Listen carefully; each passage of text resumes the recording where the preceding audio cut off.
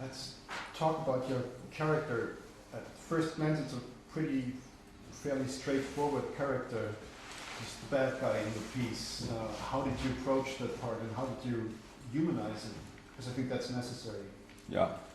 Well, I think you invest the character with history, and you endow the character with qualities that go into making what the ideal warrior would be in your estimation.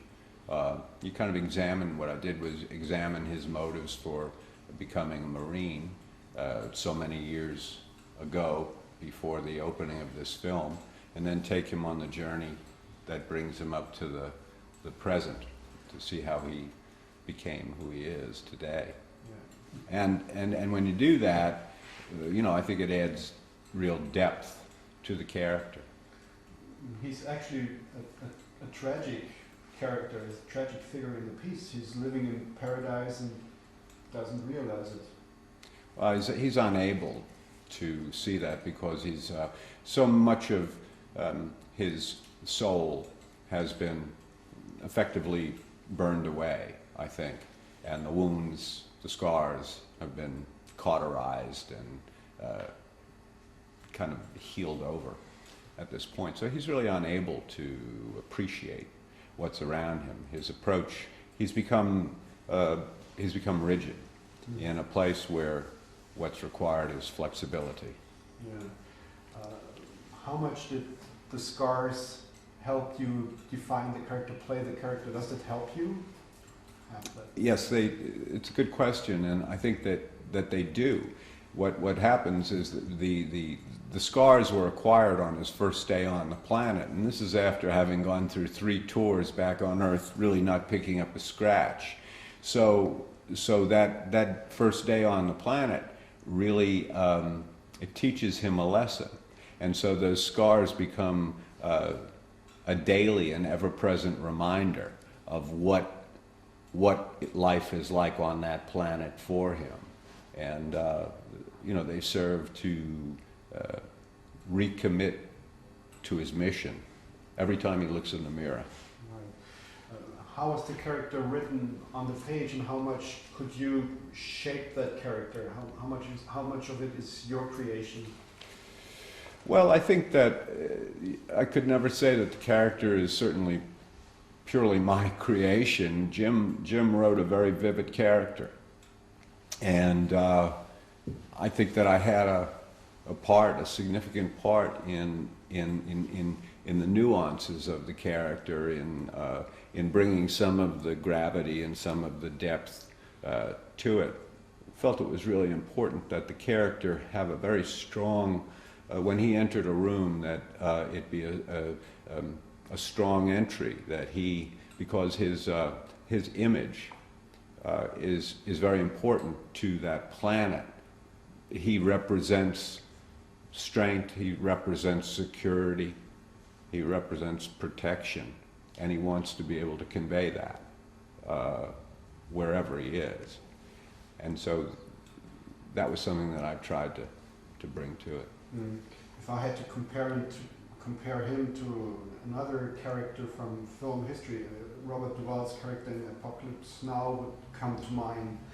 Mm-hmm. It's like he has kind of like the same fearlessness in the face of danger, and he seems very protective of his men as well, but he's misguided. Well, he's I suppose so. I suppose in the larger context of the story, he is. I mean, that's his function in the story, and yet at the same time, he's there's something kind of intimidating, something reprehensible, something sort of horrific about him, and at the same time, there's part of you that would like to be him. Yes. And it's very obvious that you certainly love that character. Do you have to love the characters you have to play? I don't know any other way to do it. I don't know that you have to. It might be a viable approach to just loathe the character that you play. Yeah. I think, but you need, whoever it is you're playing, whatever it is you're playing, you need to find a doorway in. And I think that requires, I don't know, loving is not the word maybe I would use, but certainly embracing it is. Yes. Can you recall your first meeting with Jim Cameron? My first meeting with Jim Cameron was many years ago. For the movie. For Aliens. Yeah. Okay. And I recall having met him, but don't really recall too much. He recalls the meeting much better than I do. And I'm glad that it was important that he did remember the meeting, I think.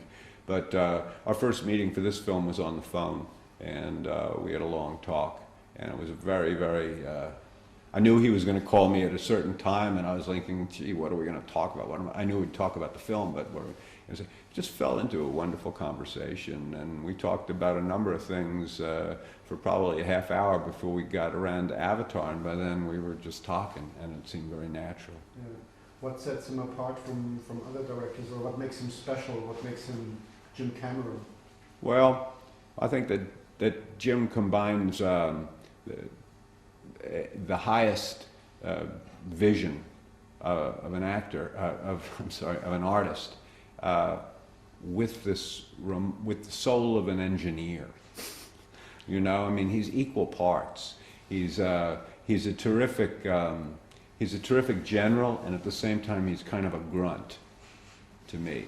So he's able to somehow embody, you know, the entire film experience in a way, and you get the feeling he appreciates and loves all of it and understands all of it, but still shows up on a daily basis anxious to learn more. So I think that's one of the things. He's a real learner of a guy. Did you learn from him? Oh, totally. I learned from him on a daily basis, I think. Just in the collaboration,